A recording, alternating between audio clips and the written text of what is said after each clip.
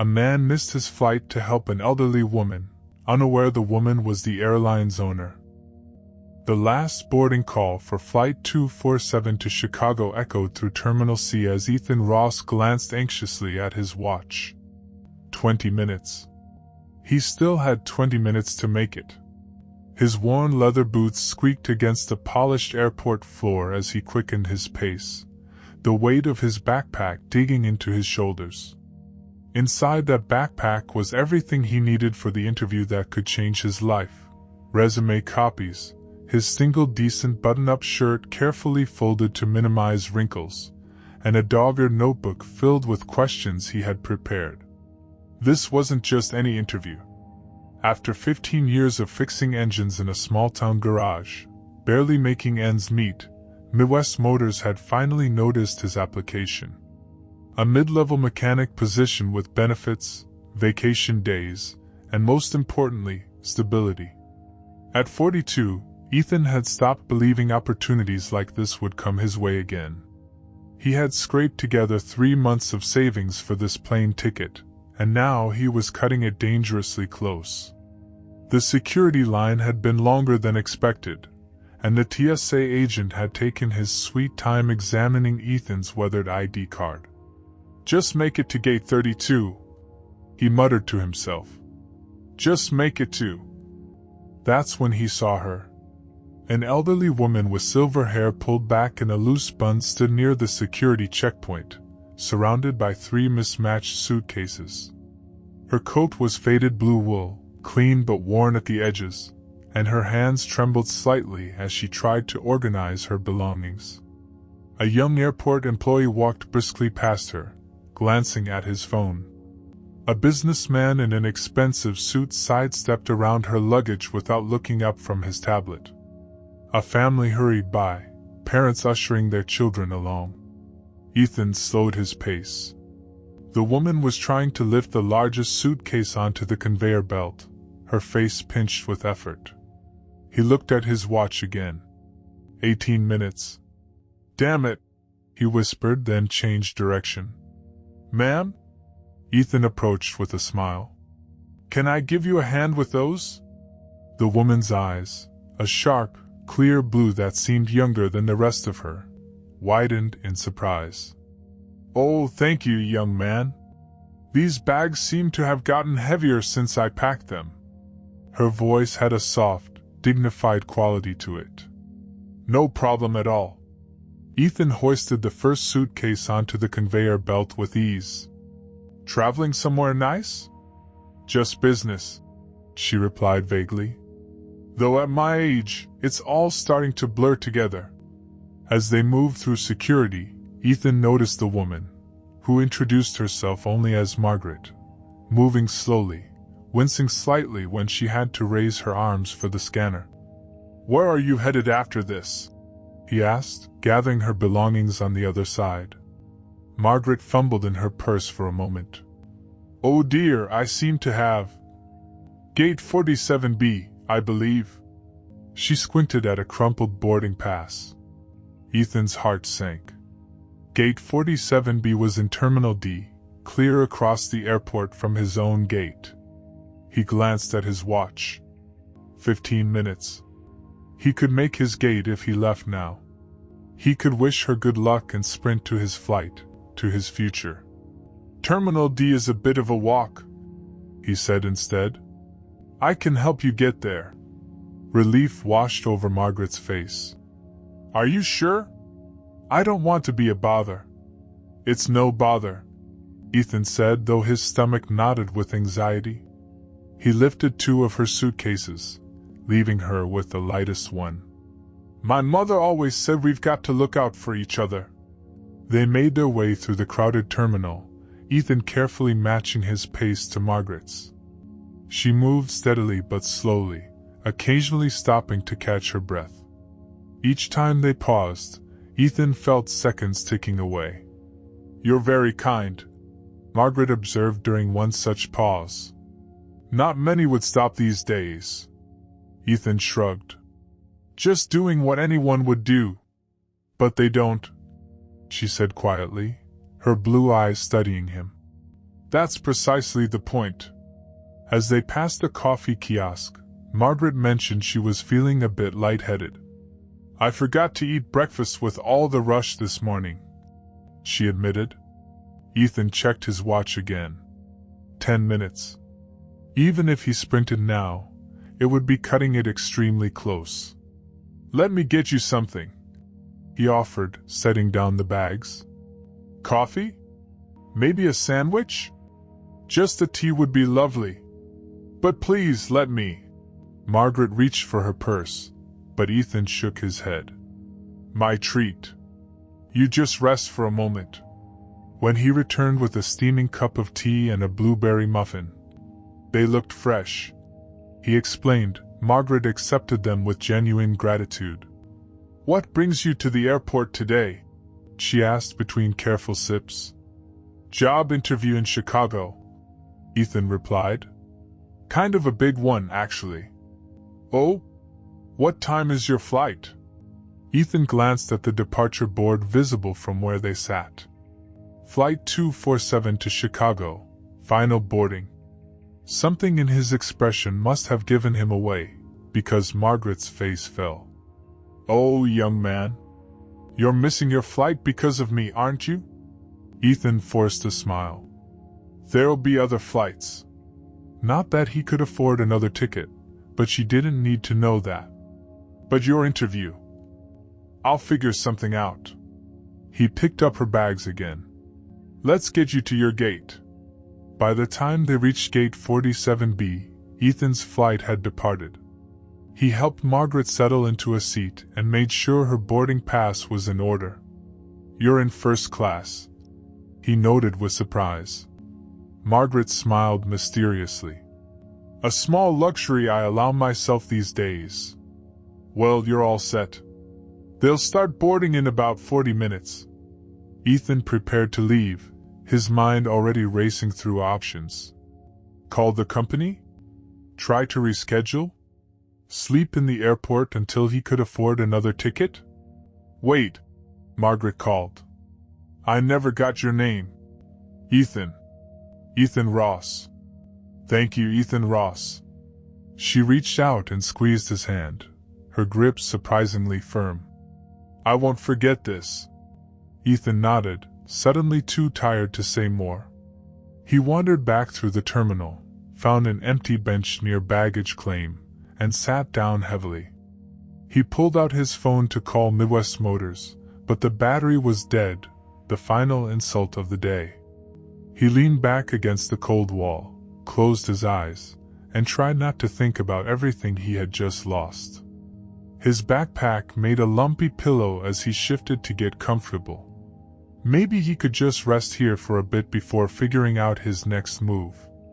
As he drifted into an uneasy sleep, Ethan couldn't shake the feeling that the elderly woman's blue eyes had seen right through him, past his worn jeans and calloused hands, past his anxiety and disappointment, to something he had almost forgotten was there.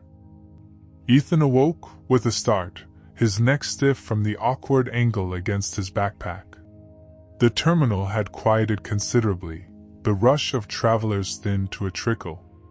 Through the large windows, he could see darkness had fallen, and the airport's exterior lights cast long shadows across the tarmac. He checked his watch. 8:37 p.m. He'd been asleep for nearly 4 hours. Groggily, he reached for his phone before remembering the dead battery. The reality of his situation came flooding back. The missed flight, the lost interview opportunity, the dwindling funds in his checking account that wouldn't cover another ticket. He'd have to call his old boss, see if his job at the garage was still available, try to explain why he'd been so certain he'd never come back. A custodian pushed a trash cart past, giving Ethan a look that suggested he'd soon be asked to move along. Homeless people couldn't sleep in airports, and without a ticket for another flight, that's essentially what he was now. Outside the terminal entrance, headlights cut through the evening as vehicles pulled up to drop off late travelers. Among the taxis and rideshare cars, a sleek black town car glided to a stop directly under the brightly lit entrance. The driver, dressed in a crisp uniform, emerged and opened the rear passenger door with practiced precision.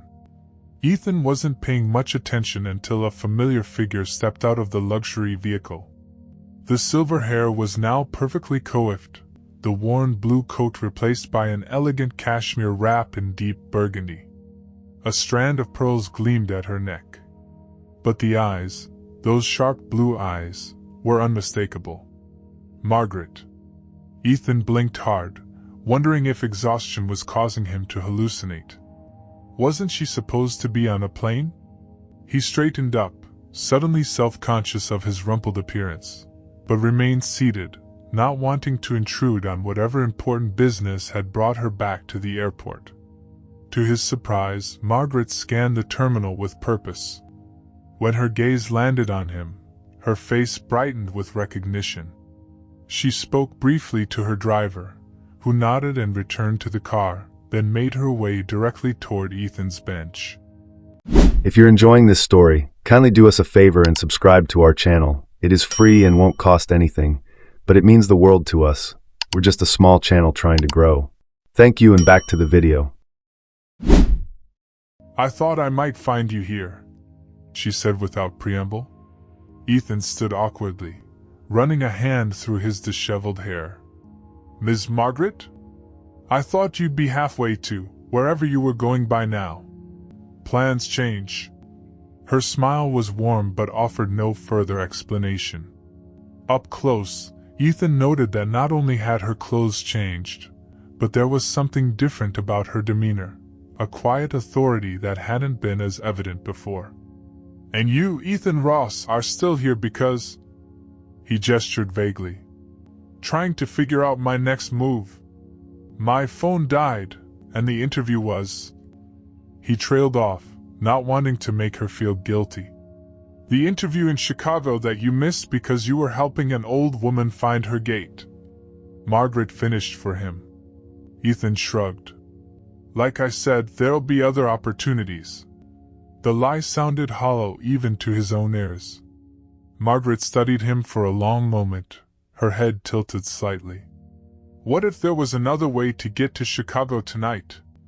Tonight? I don't understand. I'm heading there myself. Right now, actually. Ethan glanced around, confused. But you just arrived. I had some business to attend to first. Now I'm returning to my original destination. She paused. On my private jet. The words took a moment to register. Private jet? Who was this woman? I'd like you to join me, Margaret continued. Consider it a small token of my appreciation for your kindness today. Ethan shifted uncomfortably. That's very generous, but I couldn't possibly. I insist, Margaret interrupted gently. You helped me when no one else would. Allow me to return the favor. But why? Ethan blurted out. You don't know me. Margaret's eyes twinkled. I know enough. I know you sacrificed something important to help a stranger. I know you bought me tea when you thought I might be ill. I know you never once looked at your watch when you thought I couldn't see. She reached out and patted his arm. Sometimes that's all we need to know about a person. Ethan hesitated. This whole situation felt surreal.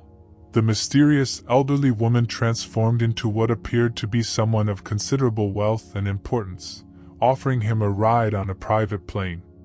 Part of him wondered if this was some elaborate scam, though he couldn't imagine what anyone would want from someone in his position. I'm not dressed for. He gestured at her elegant attire. Margaret laughed, a surprisingly youthful sound. The plane doesn't care what you're wearing, my dear. Despite his reservations, Ethan found himself following Margaret out to the waiting car. The driver, whom she addressed as James, took his backpack and placed it in the trunk with the same care he might handle designer luggage. As they pulled away from the terminal, Ethan gazed back at the bench where he'd been sleeping just minutes before. Something told him his life had just taken a turn he could never have anticipated. You still have that interview tomorrow, correct? Margaret asked as they drove toward a different part of the airport. Yes, but I don't think... Excellent. We'll have you there with time to spare. She pulled out her phone, a sleek, expensive model, and made a brief call. Charles? We're on our way. 2 passengers tonight. The car bypassed the main terminals, heading instead toward a separate area where smaller aircraft were housed. They pulled up to a private hangar where a gleaming white jet waited, stairs already extended from its door. Is that? Ethan couldn't finish the sentence. Our transportation? Yes. Margaret exited the car with James's assistance. Come along, Ethan. Chicago awaits. Still half convinced he was dreaming, Ethan followed Margaret toward the plane. Above the door, he glimpsed a logo he didn't recognize, a stylized bird in flight above the letters. AH. After you. Margaret gestured toward the stairs. Ethan took a deep breath and stepped into a world he never thought he'd see. The interior of the private jet was like nothing Ethan had ever experienced. Where he had expected simple luxury, he found himself in what felt more like the living room of an elegant penthouse. Cream leather seats that looked soft enough to sink into, polished wood tables, and subtle lighting created an atmosphere of understated opulence. A flight attendant in a crisp navy uniform greeted them as they boarded. Good evening, Ms. Hale. Everything is prepared as requested. Thank you, Rebecca, Margaret replied. This is Mr. Ross. He'll be joining us to Chicago. Rebecca smiled warmly. Welcome aboard, Mr. Ross. May I take your jacket? Ethan hesitated before shrugging off his worn denim jacket, suddenly aware of the coffee stain on his t-shirt beneath. Thank you, he mumbled, feeling intensely out of place. Please make yourself comfortable. Margaret indicated one of the plush seats. We'll be taking off shortly. Ethan lowered himself carefully into the chair, half expecting someone to tell him he was sitting in the wrong place. The leather was butter-soft against his palms. He noticed there were no seatbelts like on commercial planes, just elegant harnesses that Rebecca demonstrated how to fasten. Would you care for a drink before takeoff? Rebecca asked. We have a selection of wines, champagne, spirits, or non-alcoholic options. Ethan glanced at Margaret, who had settled into a seat across from him. She smiled encouragingly. Just water for now, thank you, he said. The last thing he needed was alcohol clouding his judgment in this surreal situation. Champagne for me, Rebecca, Margaret requested. The Bollinger. As Rebecca prepared their drinks, Ethan took in more details of the cabin. There were only 6 passenger seats, arranged in pairs facing each other, plus what appeared to be a small conference area toward the rear. Fresh flowers adorned the tables, and he noticed what looked like a kitchenette beyond a partial partition. First time on a private jet? Margaret asked, though it was clearly rhetorical. Ethan laughed nervously. That obvious, huh? There's nothing wrong with new experiences. She accepted her champagne from Rebecca. In fact, I find them essential to growth. The pilot's voice came over the intercom, announcing their imminent departure. Ethan felt the engines rumble to life beneath them, a sensation somehow more intimate than on a larger aircraft. So, he began, desperate to fill the silence as they taxied toward the runway. You do this often? Fly around on private jets, pick up stranded strangers? Margaret's eyes crinkled with amusement. The former, yes. The latter is a first, I admit. Then why? Because kindness should be rewarded, she interrupted gently. Especially in a world where it's become increasingly rare. The takeoff was smoother than any Ethan had experienced on his few commercial flights. Before he knew it, they were airborne, the lights of the city shrinking beneath them. Rebecca returned with a silver tray. "We've prepared a light dinner, as you requested, Ms. Hale. Would you and Mr. Ross care to dine now?" Ethan hadn't realized how hungry he was until the aroma of the food reached him. His last meal had been a hasty breakfast before dawn. "Please," Margaret nodded. "And Rebecca, Mr. Ross will need a phone charger." "Of course. I'll bring one right away." As Rebecca set up their meal, some kind of herb-crusted fish with roasted vegetables that looked worthy of a fine restaurant, Ethan noticed Margaret observing him quietly. There was something measured in her gaze, as though she were conducting some kind of assessment. "So, this interview tomorrow," she said as they began to eat. "Tell me about it." Ethan found himself explaining his background as a mechanic, the years spent working in a small garage, and how the position at Midwest Motors represented a significant step up. "Engine work is in my blood," he admitted. "My father taught me everything I know. He could diagnose a problem just by listening to how a motor turned over." "And you've inherited this talent?" Ethan nodded, relaxing slightly as he talked about familiar ground. "It's like a language. Once you learn it, you can hear when something's wrong, a misfire, valve trouble, timing issues. Each problem has its own distinct sound." "Fascinating," Margaret said, and to Ethan's surprise, she seemed genuinely interested.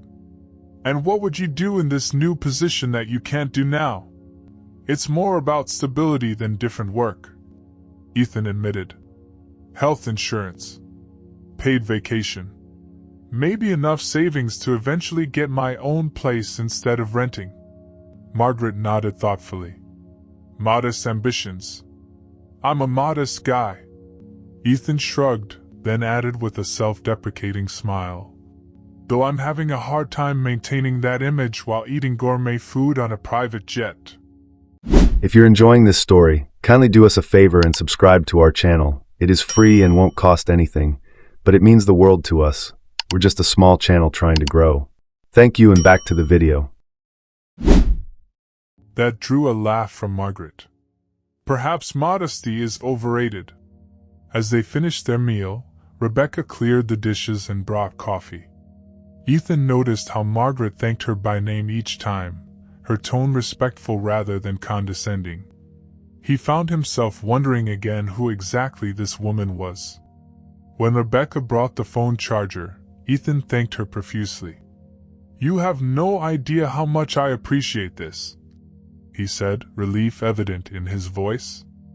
"I need to call the company about my interview." "And will you tell them about your adventure?" Margaret asked curiously after Rebecca had moved away. Ethan chuckled. "Probably not. They'd think I was making excuses." He hesitated, then reached into his pocket. "I should thank you properly for the meal and the help." He pulled out his wallet, worn leather, like everything else he owned, and extracted a $20 bill. "For Rebecca, I mean. A tip." Margaret watched with interest as Ethan stood and approached Rebecca near the kitchenette, quietly offering her the bill and thanking her again for her assistance. When he returned, Margaret's expression was unreadable. "You know," she said after a moment, "on a private jet, gratuities are typically handled by the principal passenger." Ethan felt heat rise to his face. "I'm sorry, I didn't mean to overstep. It's just, where I come from, you thank people directly for their service." To his relief, Margaret smiled. "No need to apologize. It was a kind gesture." She sipped her coffee. "Tell me, Ethan, have you ever traveled internationally? Seen much of the world?" The abrupt change of subject threw him. "Not really. Made it to Canada once for a car show. Mexico for a weekend in college." He shrugged. "Travel costs money." "Indeed it does." Margaret gazed out the window at the darkness, then asked, "Are you familiar with Hale Airlines?" Ethan frowned slightly, trying to place the name. "I think so. Newer company, right?" Started with regional flights and expanded pretty quickly? That's right, Margaret confirmed. We've grown considerably in the past decade. She gestured around them. In fact, you're currently aboard one of our executive aircraft. Ethan glanced around with renewed interest. So you work for them? For Hale? Margaret's lips curved into a slight smile. In a manner of speaking. She leaned forward, her blue eyes intent on his. Ethan, I should properly introduce myself. My name is Margaret Hale. I founded Hale Airlines 15 years ago, and I remain its sole owner and CEO. The coffee cup in Ethan's hand froze halfway to his lips. Ethan's mind struggled to process Margaret's words. The elderly woman he'd helped with her luggage, the woman he'd bought a $2 cup of tea for, owned an entire airline? He set his coffee cup down with a shaky hand. I don't understand. Margaret's expression remained serene. It's quite simple, really. I'm the founder and CEO of Hale Airlines. This is one of my company's jets. Ethan glanced around the luxurious cabin with new eyes. The subtle AH logo he'd noticed earlier suddenly made sense. Airline Hale, or perhaps Margaret's initials. But why were you? He couldn't finish the sentence. Why was I struggling with luggage at a public terminal, dressed in old clothes, seemingly helpless? Margaret completed his thought. It's something I do once a year. I travel as an ordinary passenger on one of my own flights, anonymously. The pieces started falling into place in Ethan's mind. You were testing your staff, he said slowly. Seeing how they treat regular passengers. Precisely. Margaret nodded approvingly. I find it illuminating. Corporate reports and customer satisfaction surveys only tell you so much. To truly understand a business, you must experience it as your customers do. Ethan swallowed hard. And how did your staff do today? A shadow crossed Margaret's face. Not well, I'm afraid. Not a single employee offered assistance. The gate agent barely looked at me when checking my boarding pass. The flight attendant who walked past me in the terminal was actually checking his social media during his shift. She sighed. There will be changes made, I assure you. The aircraft hit a small pocket of turbulence, causing Ethan's water glass to vibrate slightly. Either of them acknowledged it. But it's not just about evaluating my staff, Margaret continued after a moment. It's also about observing fellow travelers. How people behave when they think no one important is watching. Ethan shifted uncomfortably, suddenly understanding his role in her annual experiment. So I was, what? Part of your test? Not intentionally. But yes, you became an unexpected variable. Her eyes softened. In 15 years of conducting these anonymous journeys, Ethan, do you know how many fellow passengers have stopped to help me? He shook his head. 6, Margaret said quietly. Just 6 people in 15 years. And none of them went to the lengths you did today. Ethan felt his face grow warm. I didn't do anything special. But you did. Margaret leaned forward. You sacrificed something valuable, your flight, your interview opportunity, for a complete stranger. No expectation of reward. No audience to impress. Just simple human decency.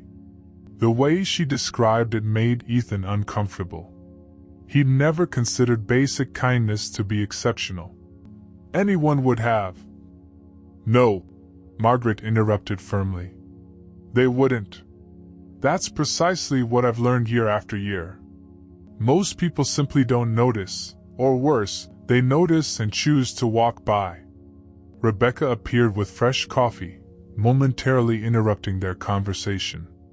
Ethan noticed that Margaret's revelation about her identity hadn't changed the flight attendant's demeanor at all. She was just as professional and courteous as before. Once they were alone again, Ethan attempted to process everything. So all this, he gestured around the plane. Bringing me along, it's a thank you. Partially, Margaret acknowledged.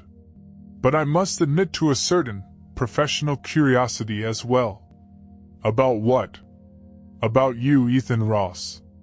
About whether your mechanical talents match your character. He frowned, confused. I don't understand. Tell me, Margaret said, smoothly changing direction.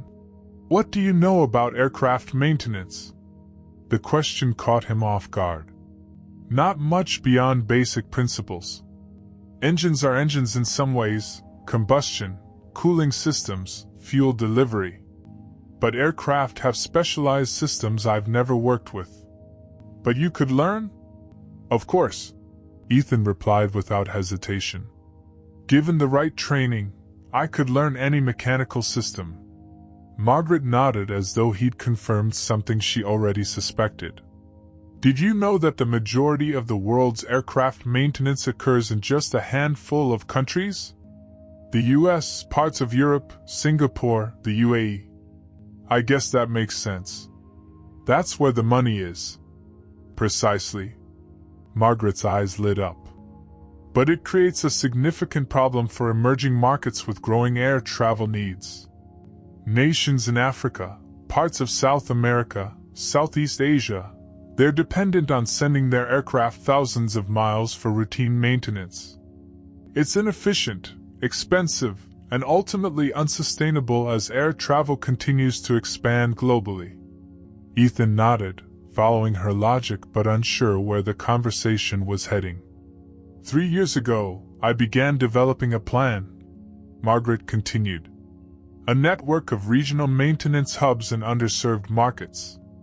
Facilities that could provide high-quality aircraft service at reasonable costs, while training local workforces in specialized skills.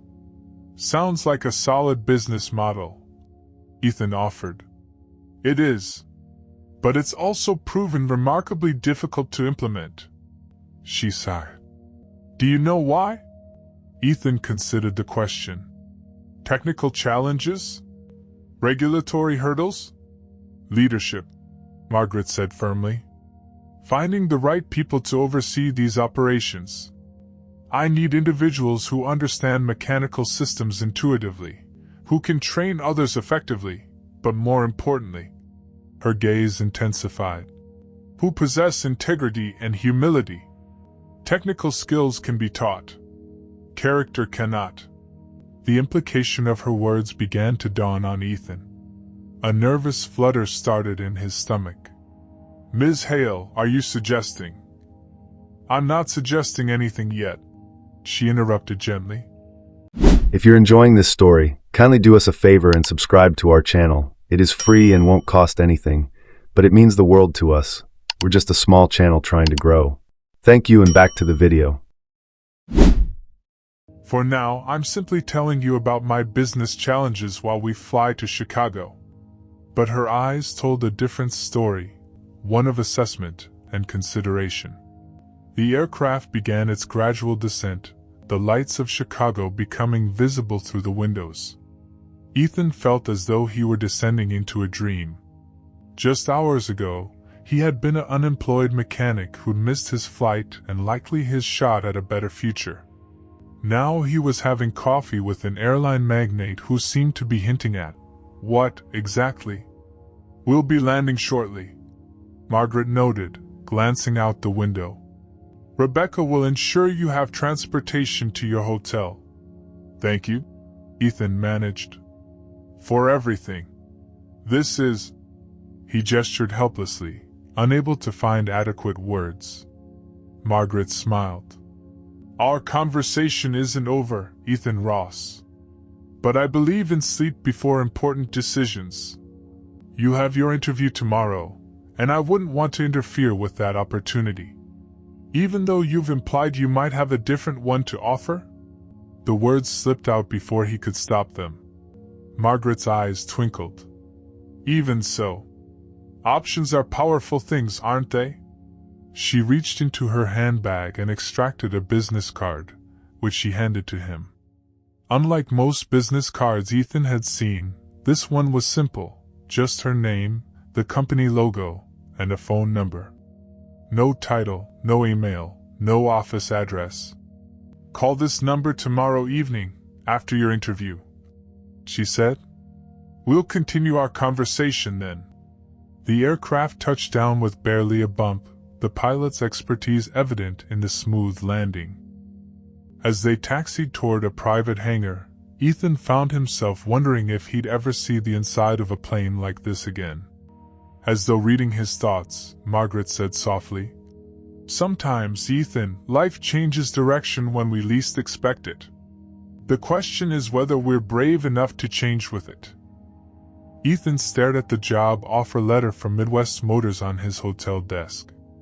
The position was as if he wanted it, $62,000 annually. They'd increased their initial offer, health benefits, 2 weeks paid vacation, and potential for advancement. The HR representative had called an hour ago, eager for his response. He'd asked for 24 hours to consider it, which had clearly surprised her. 6 months ago, he would have signed immediately. Now, he couldn't stop thinking about Margaret Hale. The sleek black town car arrived precisely at 7 p.m., whisking him to a private dining room atop one of Chicago's tallest skyscrapers.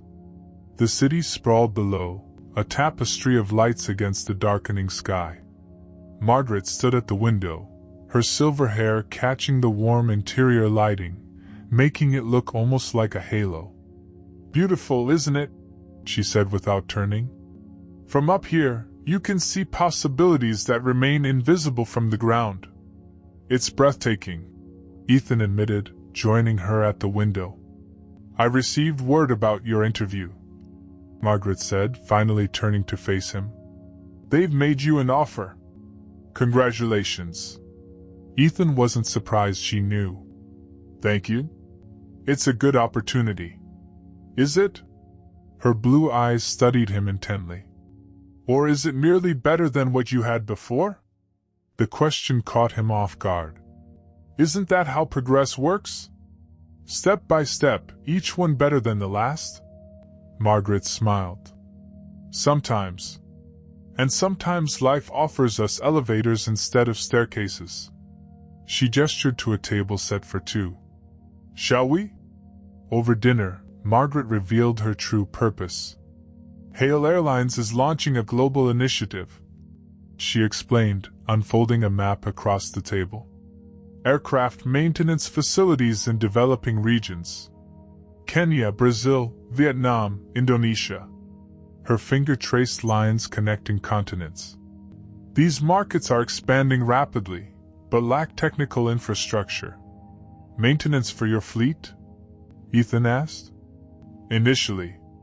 Eventually, we'll service other airlines too. But it's more than that." Her eyes lit up with genuine passion. "It's about building sustainable aviation ecosystems, training local workforces, creating pathways to economic stability." Ethan nodded, beginning to understand. "That's ambitious."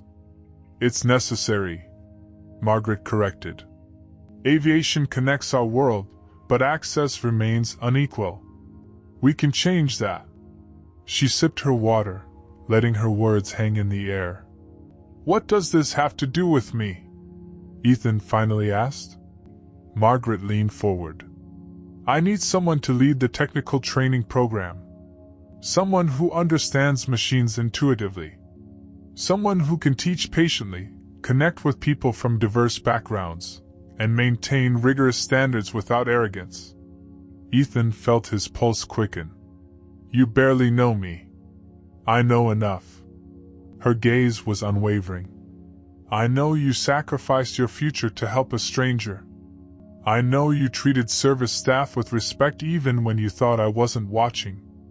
I know you've worked honestly your entire life without recognition or advancement." She slid a folder across the table. Inside was a contract outlining a position with Hale Global Training Initiative. The salary number made Ethan's breath catch, 3 times what Midwest Motors had offered. "This isn't charity," Margaret said firmly, recognizing his expression. "This is business. Character like yours is rare and valuable. I'm investing in it." Ethan scanned the documents, overwhelmed. "I don't know anything about aircraft. I'd need extensive training." "Of course. 6 months at our facility in Seattle, working alongside our best engineers. Housing provided. Full relocation package." She tapped the folder. "It's all there. And then? Then you'd help establish our first training center in Nairobi.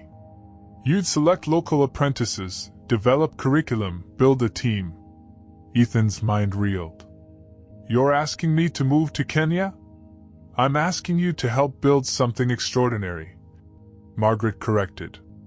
"Followed by similar programs in South America and Southeast Asia. It would mean travel, challenges, frustrations." Her eyes twinkled.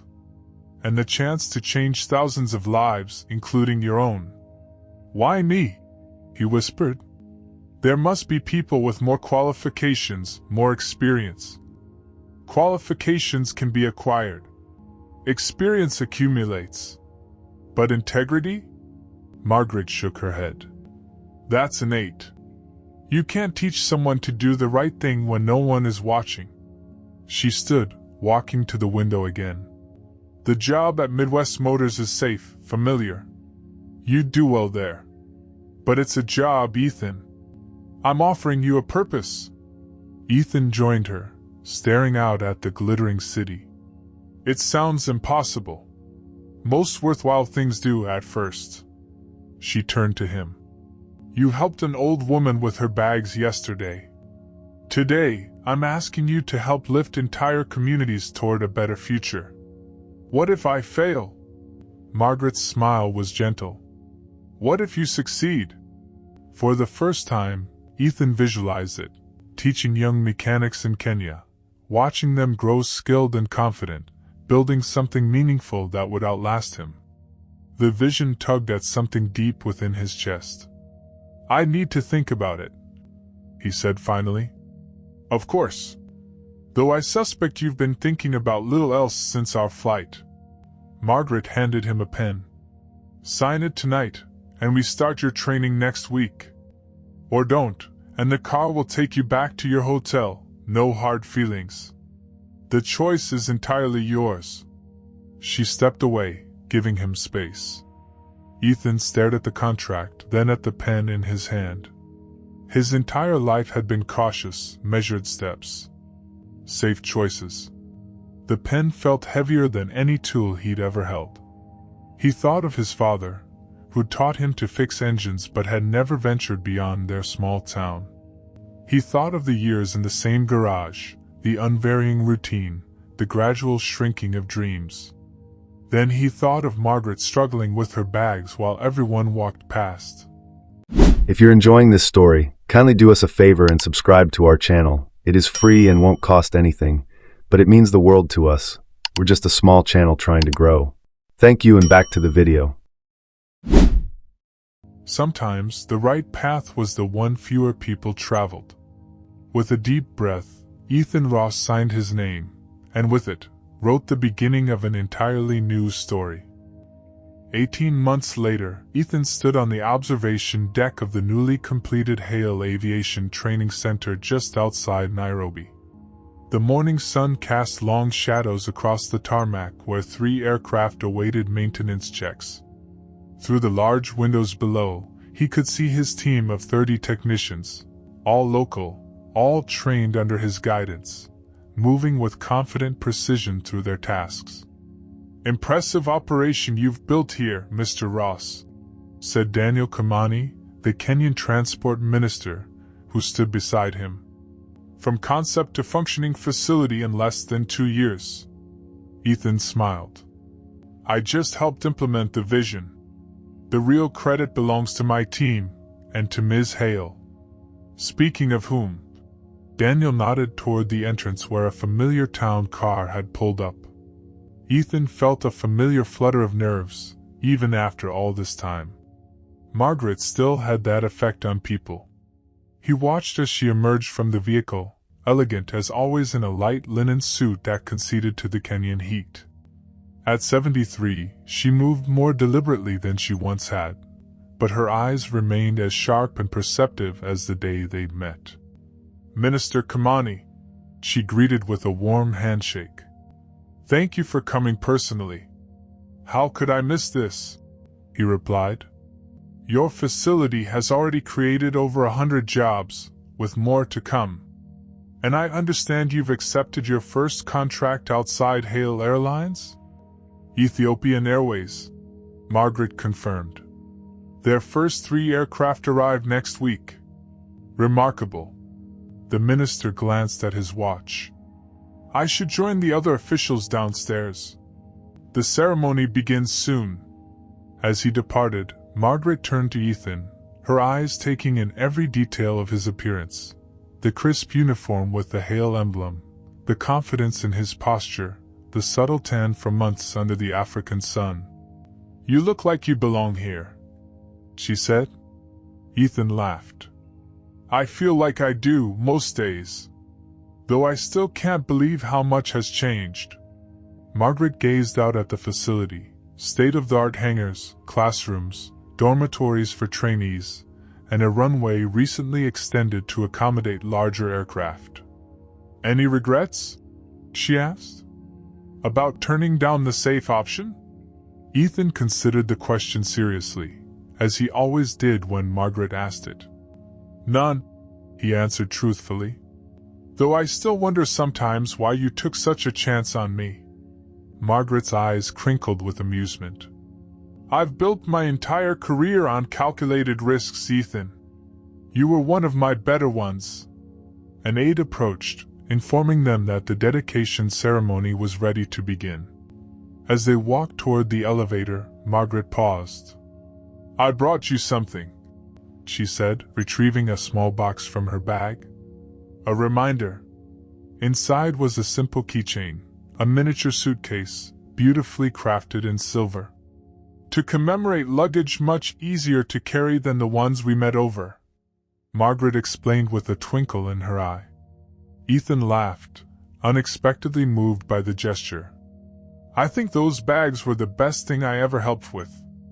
They descended to the main floor where hundreds of people waited, officials, airline representatives, the first graduating class of maintenance technicians, and local community members. At the entrance to the main hangar hung a plaque that would be unveiled momentarily. As they took their places at the podium, Ethan caught sight of his own office through a side door, his name on the frosted glass, engineering diagrams spread across the desk, and a small framed photo of himself with Margaret on the day he completed his training in Seattle. The Minister of Transport began his speech, praising the initiative and its impact on Kenya's aviation sector. Ethan half listened, his mind traveling back to that airport bench where he'd fallen asleep, certain his future had just collapsed.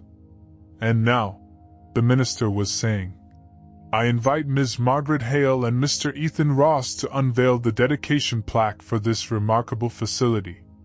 Together, they pulled the cord, revealing the gleaming bronze inscription. "Hale Aviation Training Center, Nairobi.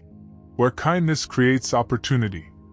Margaret had insisted on the tagline, overruling her marketing department's suggestions. After the ceremony, as they walked among the celebration, accepting congratulations and well wishes, Margaret looped her arm through Ethan's. "You know what I'm proudest of?" she asked quietly. "The training program? The contracts? Breaking into the East African market?" She shook her head. "That I still have an eye for genuine character. You've exceeded every expectation, Ethan. The next facility in Sao Paulo, it's yours to establish if you want it." Ethan felt a surge of gratitude so intense it nearly overwhelmed him. "I'd be honored." Later, as Margaret prepared to leave, she paused by her car and looked back at the facility, at the dozens of young Kenyan technicians in their uniforms, at the gleaming hangar with its cutting-edge equipment, at Ethan standing tall amid it all. "The smallest acts reveal the true measure of a person," she remarked, more to herself than to him. "You never know when someone is watching, or when a simple kindness might change everything."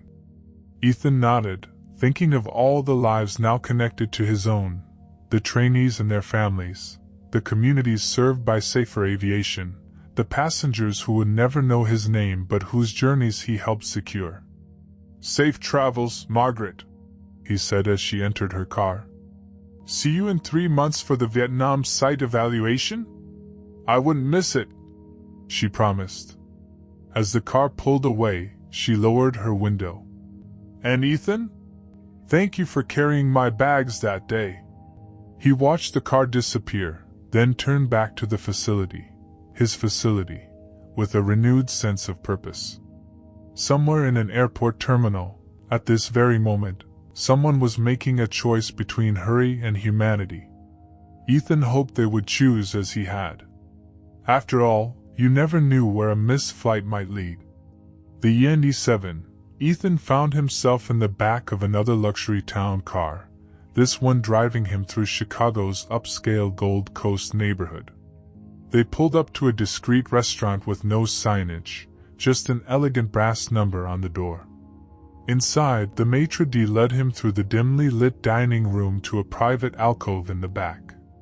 Margaret Hale sat at a round table, reviewing documents on a slim tablet. She wore a tailored navy suit that exuded quiet authority, her silver hair arranged in an elegant twist. She looked up as he approached, her sharp blue eyes assessing him before her face softened into a smile. "Ethan. Right on time." He tugged self-consciously at his blazer, the only one he owned, purchased years ago for a cousin's wedding. "Ms. Hale." "Margaret, please. We're past formalities, I think." She gestured for him to sit. "Wine?" "Just water for now, thanks." If you're enjoying this story, kindly do us a favor and subscribe to our channel. It is free and won't cost anything, but it means the world to us. We're just a small channel trying to grow.